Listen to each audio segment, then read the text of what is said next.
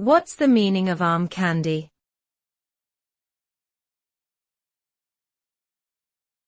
Arm candy.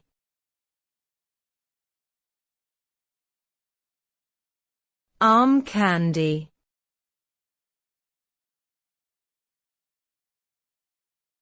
Arm candy.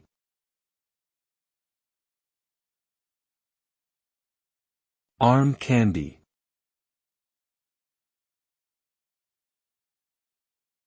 Arm candy refers to a person, typically a woman, who is brought to a social event purely for the purpose of enhancing the appearance of the person they are accompanying.